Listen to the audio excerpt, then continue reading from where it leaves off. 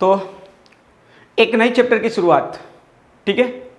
और चैप्टर क्या है ये बता दूं आप लोगों को। सबसे पहले चैप्टर है यूनिट 4 रासायनिक बलगतिकी केमिकल काइनेटिक। और इस वीडियो में मैं ये बताने वाला हूँ पाठ्य सूची। पाठ्य सूची का मीन समझ रहे हैं कि इस यूनिट में कौन कौन से टॉपिक हम लोग को पढ़ना है, ठीक है। उन सभी टॉपिकों का नाम मैं इस वीडियो में देता हूँ, जो अपने क्या करेंगे नोट्स के फर्स्ट पेज पे आप लोग क्या करेंगे, जहाँ इस यूनिट को पढ़ेंगे उस कॉपी पे उतार देंगे कि ये टॉपिक हम लोग को पढ़ना है चैप्टर में, ठीक है। और एक चीज़ मुन्ना ये भी मैं बताना चाहूँगा कि इससे ये अंदाज़ा मिल जाएगा कब ये यूनिट समाप्त होने वाला है, इसके अंदाज़ा आप लोग लगा लोगे। ये बार बार हमसे नहीं पूछना पड़ेगा कि सर कब यूनिट खत्म होगा, ठीक है। तो चलते हैं और इस चैप्टर का यूनिट का नाम देता हूं और टॉपिक बाय टॉपिक आप लोगों को जितनी टॉपिक इस चैप्टर में है सूची बना देता हूं, ठीक है। देखिए जरा, यहां मैं लिखता हूं आप लोग का यूनिट 4। मार्क्स कितने का होगा? ये 5 मार्क्स का होगा। कितने का होगा? 5 मार्क्स का होगा। चैप्टर का नाम क्या है? तो इस चैप्टर का नाम भी बता दूं आप लोगों को, ठीक है। तो ये रहा, देख लीजिए, हेडलाइन देता हूं।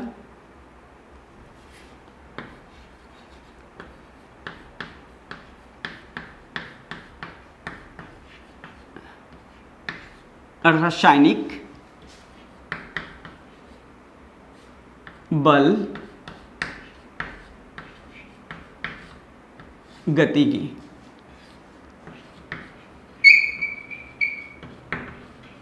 Chemical kinetics.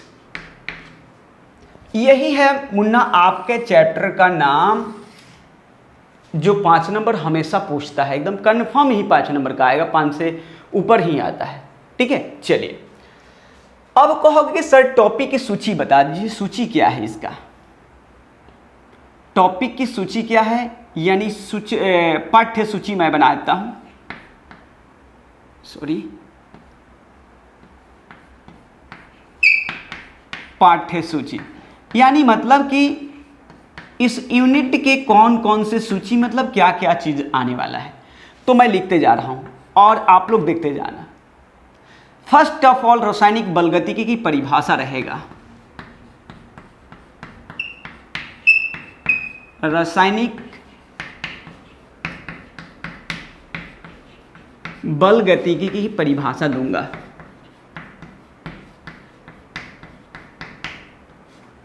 इंग्लिश नहीं लिख रहा हूं, बोल देता हूं, डेफिनेशन ऑफ केमिकल काइनेटिक्स, ठीक है। अगला टॉपिक की बात करें आप लोगों से, तो अब कहोगे सर इसके बाद में क्या लिखवाने जा रहे हो, है ना, कि अगली टॉपिक क्या होएगा। तो देखिए, अभिक्रिया के दर की बात करूंगा थोड़ा सा। अब क्या है इसके बारे में भी कुछ नहीं,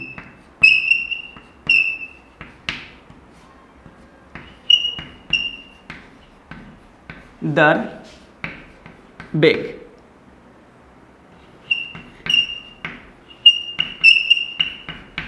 के आधार पर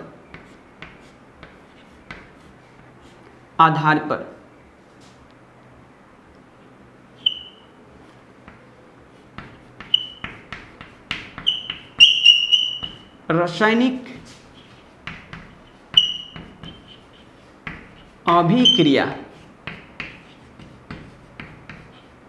के प्रकार, यानी मतलब कि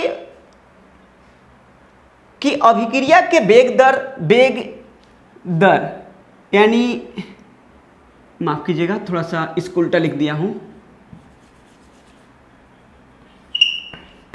वेग दर, ठीक है। वेग हाइफन दर रहेगा, अलग अलग होता है। वेग दर के आधार पे अभिक्रिया कितने प्रकार की होती है, तो मैं बताना चाहूंगा आप लोगों को। तो कह सकते हैं क्या चीज, type of chemical reaction on the basis of, English भी लिख देता हूं और क्या, देखिए, types of chemical reaction on the basis of rate of reaction, rate of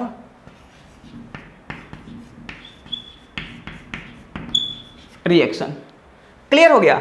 मतलब कि इसके आधार पर अभिक्रिया कितने प्रकार की होती है, इस बात को हमें दिखाना होगा। ठीक है, तो देखिए मैं इस बात को आप लोग को एक ग्राफ में ही ले लेता हूं, बेहतर रहेगा। ठीक ना, एक ग्राफ में ले लेता हूं, तो थोड़ा सा और मैं इधर कर लेता हूं, आप लोग को अच्छी तरह समझ में आना चाहिए। ऐसे कर लेता हूं।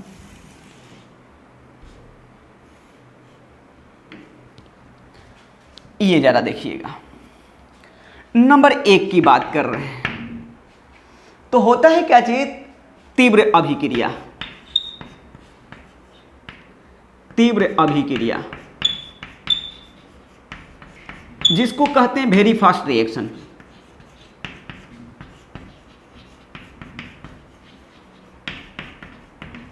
Very fast reaction. ठीक है। नंबर 2, मंद गति की अभिक्रिया, यानी मंद अभिक्रिया।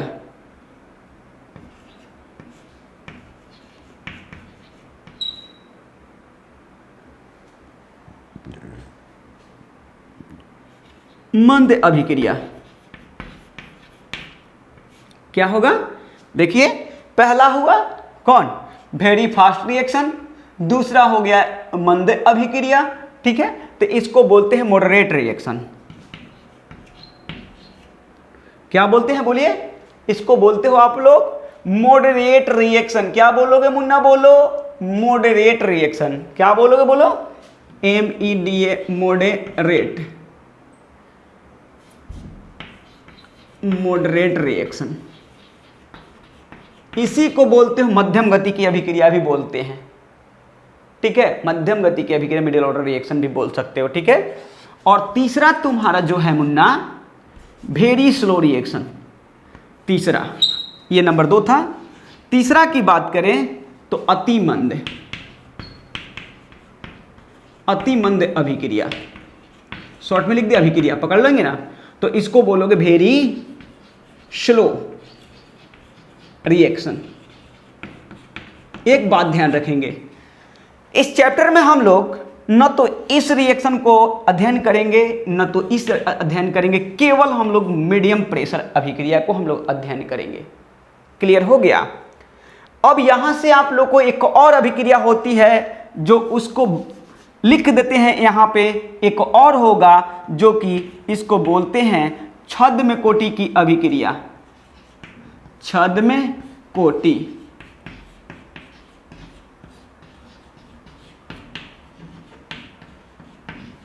कोटि की अभिक्रिया बोलते हैं इसको।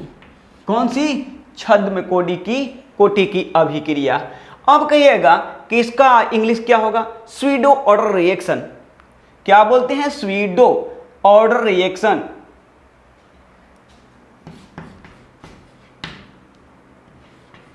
Pseudo order reaction. ठीक, तो ऐसा करेंगे आप लोग स्क्रीनशॉट लो, आगे लिखवाऊं। चले बात करें, मिटाएं। चलिए मिटा देता हूं। ठीक है, और ये चैप्टर का नाम ऐसी रहेगा, पाठ्यसूची भी ऐसी रहेंगे। और आप लोग को निचोड़ देने का मतलब ये मेरा है मकसद कि बस आप लोग जाने कि इस चैप्टर में इतने टॉपिक हम लोग को पढ़ना है। बस यही इसमें आप लोग करना होगा।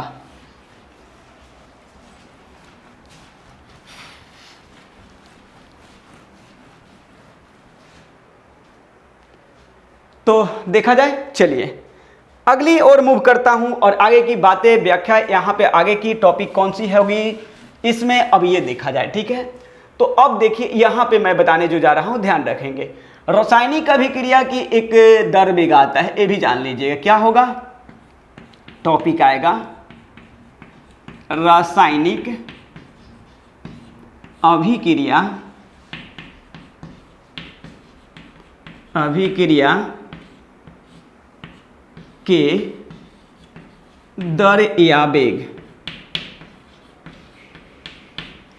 ठीक है, इसको बोलते हैं क्या चीज़, कोई बड़ी चीज़ नहीं है। डायरेक्ट इसको आप लोग लिखना चाहोगे तो रेट ऑफ केमिकल रिएक्शन यहाँ से चालू कर लो, रेट बोलते हैं, rate of chemical reaction, chemical रेमूना रिएक्शन है ये, केमिकल रिएक्शन, क्लियर ना। अगला बात ये देखिए, ये दो प्रकार के होता है। आप कहोगे सर कौन कौन होता है, ये बता दो। एक होता है औसत, क्या होता है बोलिए, यानी ये औसत होता है। एक होता है क्या चीज, अभिक्रिया की औसत दर या वेग, अभिक्रिया की औसत दर या वेग।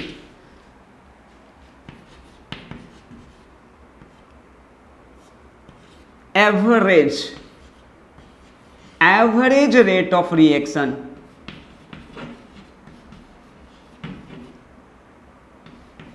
एवरेज रेट ऑफ रिएक्शन, ठीक है। क्या है ये, average rate of reaction Munna आपका ये है। आगे की बात करें तो अगला आता है वो है ताक्षणिक, अगला जो है ताक्षणिक अभिक्रिया, अभिक्रिया की ताक्षणिक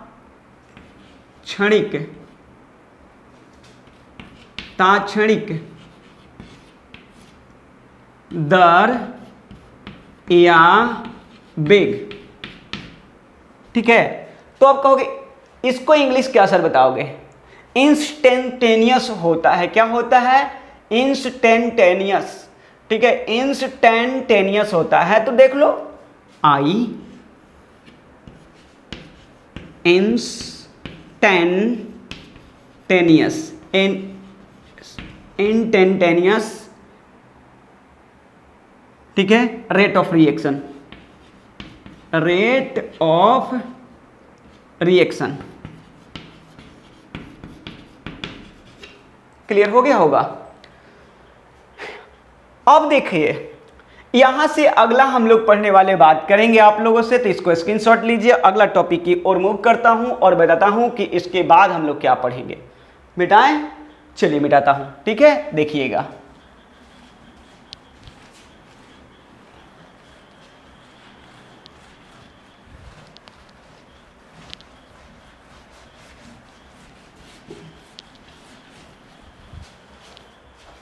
अगला टॉपिक की बात करें आपसे तो जरा ध्यान रखेंगे। अब टॉपिक जो आने वाला है क्या चीज, कि अब कोई बड़ी चीज नहीं, यहां अभिक्रिया की आणविकता आता है। एक टॉपिक आएगा आप लोगों का कि अभिक्रिया की आणविकता, अभिक्रिया की आणविकता, जिसको बोलते हो मोलेकुलरिटी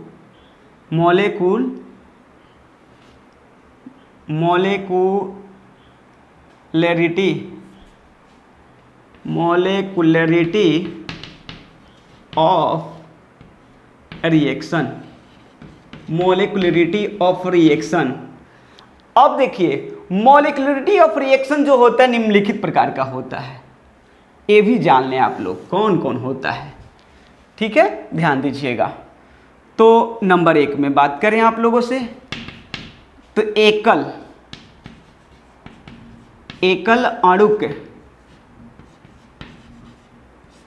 अणुक अभिक्रिया, एकल अणुक अभिक्रिया,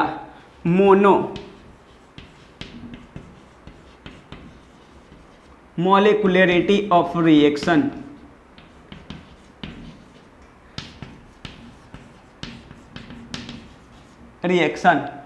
नंबर 2 जरा ये ध्यान दीजिएगा, द्वि आणविक या आणुक लिख सकते हैं, कोई दिक्कत नहीं है, मतलब अणु की संख्या भी डिपेंड करेगा। अभिक्रिया, इसको डाई भी लिख सकते हैं, बाई भी लिख सकते हैं, ठीक है। तो मैं बाई का इस्तेमाल करता हूं, ठीक है। बाई चाहे डाई लिख दीजिए, डाई मोलेकुलरिटी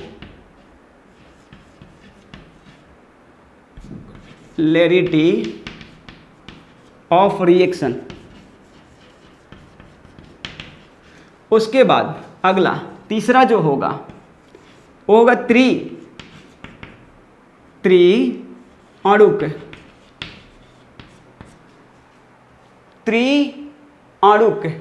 अभिक्रिया।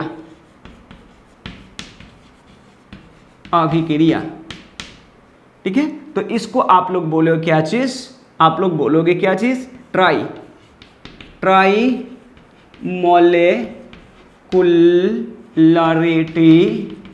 Of reaction.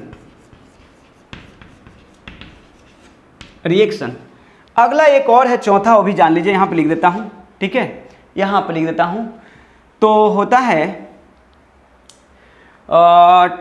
चतुर्थ होता है, चतुर्थ आणुक अभिक्रिया। पॉली भी होता है, लेकिन पॉली से मुझे वास्ता नहीं है, तो इसको लिखेंगे टेट्रा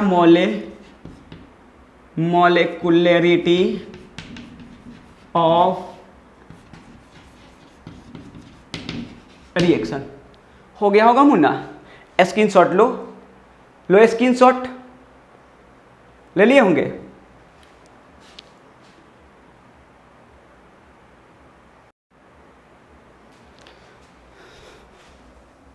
चलिए मिटा दें, हाँ चलिए ठीक है, बहुत अच्छा।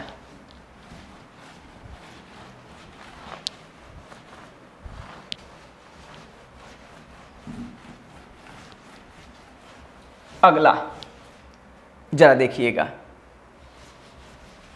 बहुत ही छोटा यूनिट है, ज़्यादा बड़ा यूनिट नहीं है, ध्यान रखेंगे ये बातें। चलिए आगे की बात करता मुन्ना। इसके बाद आपका टॉपिक है जो अभिक्रिया की आणविकता हो गई, अभिक्रिया की कोटि की बात करेगा।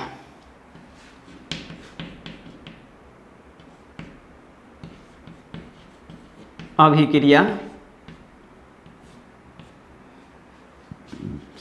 की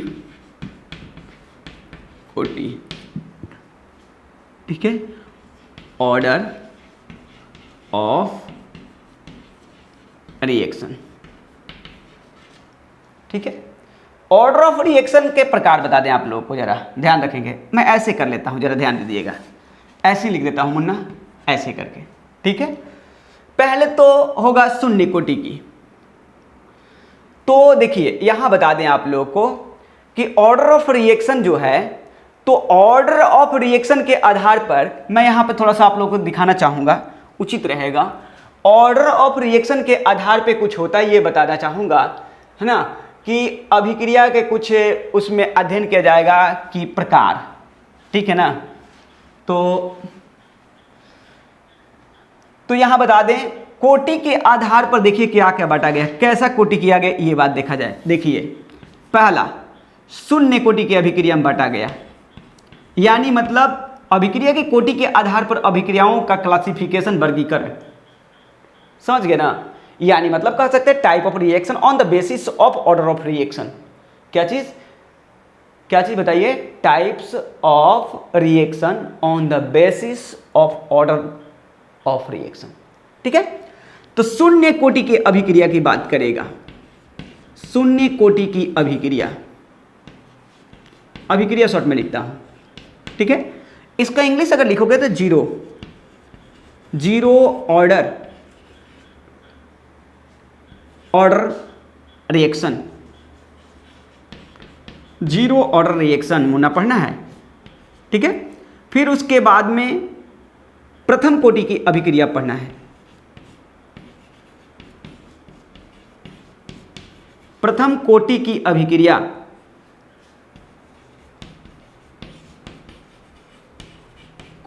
अभिक्रिया, जिसको आप बोलते हो फर्स्ट ऑर्डर रिएक्शन,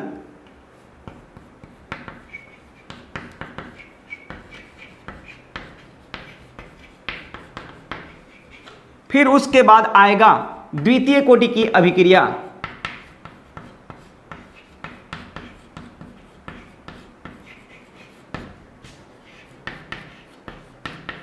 द्वितीय कोटि की अभिक्रिया, आप इसको बोलोगे सेकेंड ऑर्डर, लिख देता हूं ऐसे, second order reaction.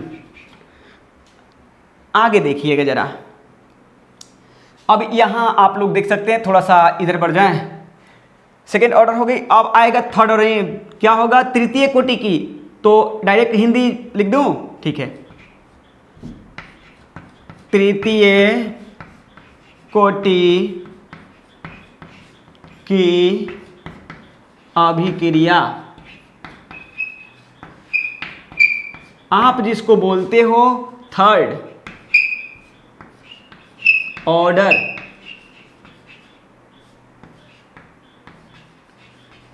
Reaction, third order reaction, clear हो गई। और एक होता है भिन्न कोटि की अभिक्रिया, भिन्नांक, भिन्नांक मतलब फ्रैक्शनल, बट्टा वाला बात कर रहा हूं, वो भिन्न में है ना, बट्टा पक्के जोड़ ओड़ वाला याद रखेंगे, भिन्न के रूप में रहेगा, बट्टा के रूप में रहेगा। भिन्नांक कोटि की अभिक्रिया, अभिक्रिया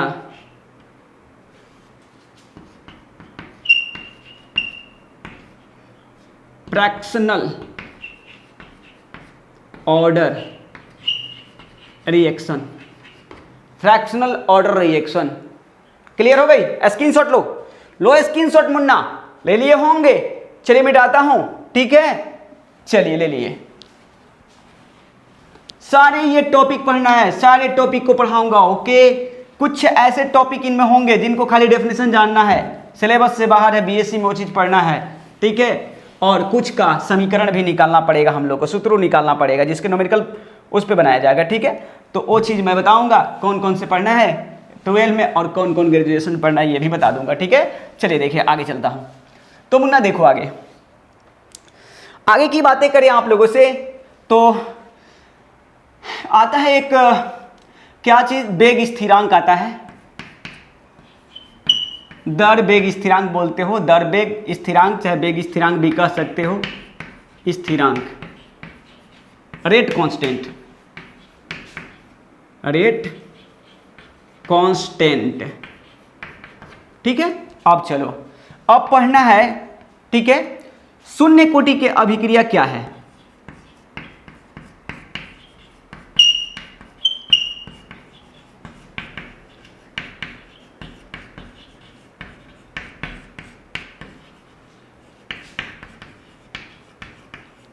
तथा इसका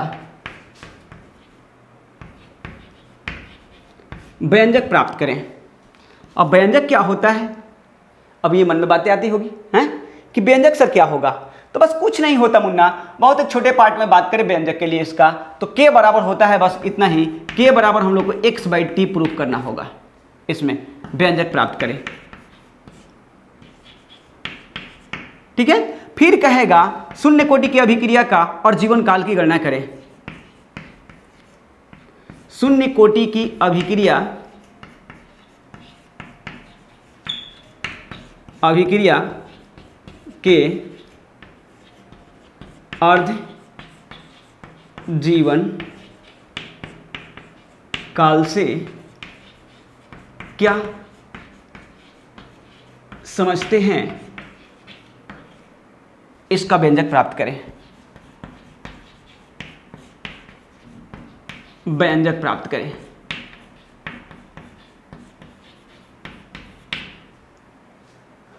क्या करें, व्यंजक, यानी कहोगे कि और जीवन काल क्या होता है, हाफ लाइफ पीरियड, मतलब ये है कि तुम्हारे उम्र का कितना बीत गया, ये बात है। मान लो कि ये बात बोले कि अगर 1 घंटा में तुम किसी वर्क को करते हो तो उसके आधे वर्क को कितने समय में करोगे, वही कहलाता है टी हाफ, ठीक है, अर्ध जीवन काल, हाफ लाइफ पीरियड बोलते हो।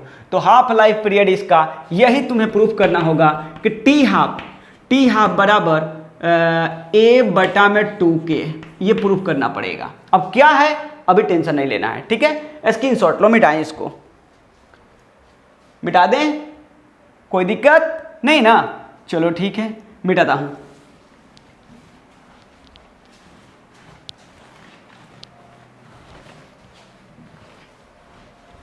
अगला देखिएगा, अगला क्वेश्चन मिलेगा बहुत ही महत्वपूर्ण। क्या मिलेगा, क्वेश्चन ये मिलेगा आपका टॉपिक अगला कि कौन से आप पढ़ाओगे सर, तो प्रथम फर्स्ट ऑर्डर रिएक्शन, प्रथम कोटि की अभिक्रिया से क्या समझते हैं तथा इसका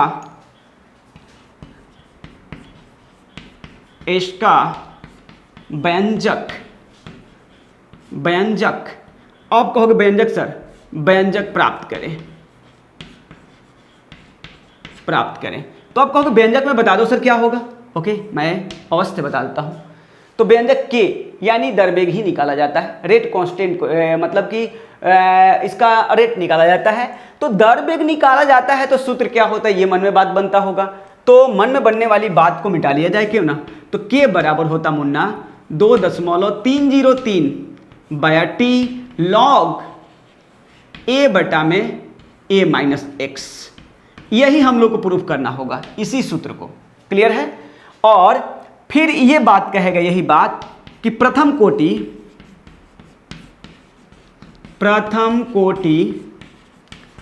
की अभिक्रिया के अर्ध जीवन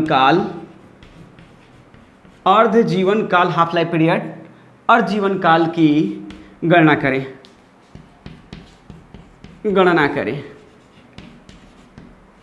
क्या मांगेगा मुन्ना, ये अर्ध जीवन काल आपसे मांगेगा। तो कहोगे कि सर बताओ इसका हाफ लाइफ पीरियड क्या होता है, सूत्र इसको बता दो। तो मुन्ना बहुत आसान है, इसका सूत्र half life period T half बराबर होता है क्या चीज 0.693 बाया के। यही हम लोग को प्रूफ करना होगा, ठीक है। अब देखो एक और टॉपिक मजेदार यहां पे कह रहा है, क्या चीज, अभिक्रिया के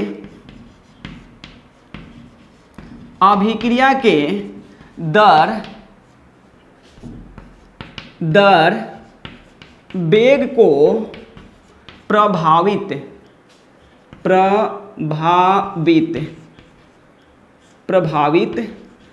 करने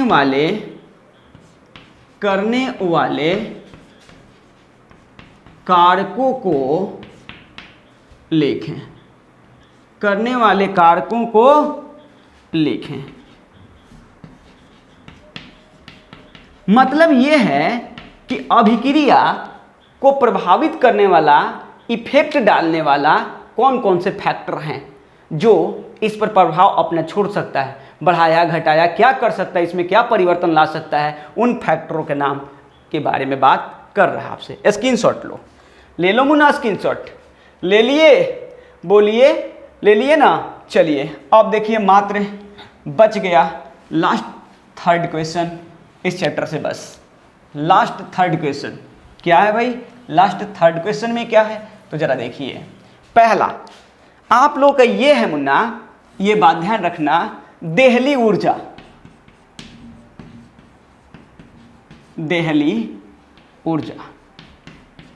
जिसको बोलते हो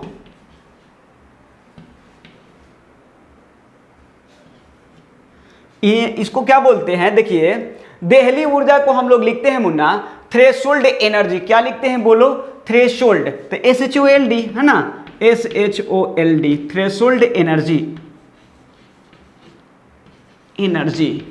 थ्रेशोल्ड एनर्जी। या ये डायरेक्टली ऐसे ही पूछा है, देखिए ऐसे पूछा है, है ना, शोल्ड है ना, एनर्जी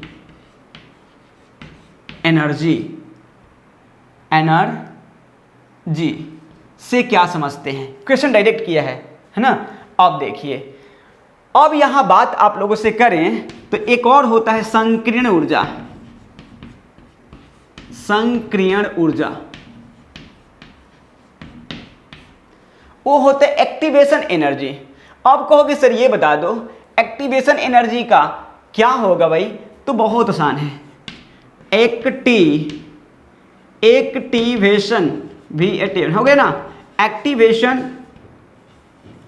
एनर्जी हो गया, एक्टिवेशन एनर्जी क्लियर।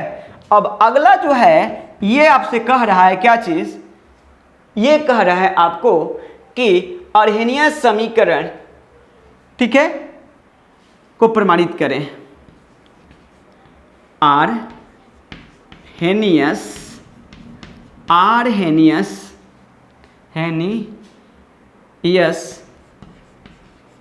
समीकरण को प्रमाणित करें। अब कहोगे क्या होता है अर्हेनियस समीकरण सर, लॉग होता है K2 बाया K1। क्या होता मुन्ना, K2 बाया K1 इक्वल होता है आपका, इक्वल होता है क्या चीज, बराबर होता है आपका मुन्ना EA बटा में, क्या होता बताइए, तो EA बटा में आपका होगा यहाँ पे ये 2.303 R, ठीक ना। देखिए क्या होगा ये क्या है मैं बताऊंगा, EA बटा में 2.303 R, ठीक है, और उसके बाद में ये होगा क्या R2 माइनस R1 बाया T1 इंटू T2। यही तो प्रूफ करना है, यही अर्हेनियस समीकरण है जिसमें ये कई बार क्वेश्चन आ चुका है, ये कई बार क्वेश्चन आया है, प्रथम कोटि का अभिक्रिया कई बार आया है, शून्य कोटि का अभिक्रिया कई बार आया है, छद्म कोटि का अभिक्रिया कई बार आया है, समझ गए। तो यही था इस चैप्टर का निचोड़, मतलब कि हम लोग इतना टॉपिक को अध्ययन करेंगे, स्टडी करेंगे, समझ गए आप लोग अच्छी तरह से, कोई दिक्कत नहीं होनी चाहिए, ठीक है। और नेक्स्ट लेक्चर में मिलते हैं, तो आप लोगों का यानी नेक्स्ट लेक्चर में अगली अपनी टॉपिक अब चलता रहेगा, कौन, एक दिन मेटलर्जी, अभी बाकी है 2-3 लेक्चर, तो मेटलर्जी का नेक्स्ट डे क्लास दूंगा, फिर उसके नेक्स्ट दिन इसका दूंगा, ऐसे अल्टरनेट आता रहेगा, ठीक है, कोई दिक्कत। और बीच में अब तो मैं बता ही दिया कि लाइव क्लास के लिए आप लोग को आएंगे, और टाइमिंग मैं बता दूंगा, आप लोग को व्हाट्सएप पे अपने फेसबुक स्टेटस पे लगा दूंगा, ठीक है, स्टोरी पे लगा दूंगा, मैसेंजर स्टोरी के लगा दूंगा, आप लोग उस पर भी देख सकते हैं, व्हाट्सएप के स्टेटस पे लगा दूंगा, आप लोग देख लीजिए वहाँ से। और उसके बाद उस टाइम में आप लोग टाइम निकाल कर टेस्ट में बैठेंगे और सॉल्यूशन का टेस्ट होगा, ये बात ध्यान रखेंगे। तीसरी सॉल्यूशन का ये टेस्ट है, अब लाइव टेस्ट लेंगे, मज़ा आएगा, क्योंकि उत्तर जज्बे के साथ दोगे आप लोग, ठीक है, हमें भी मज़ा आएगा, आप लोगों को भी आनंद आएगा। चलिए तब तक के लिए धन्यवाद, नेक्स्ट वीडियो में मिलते हैं।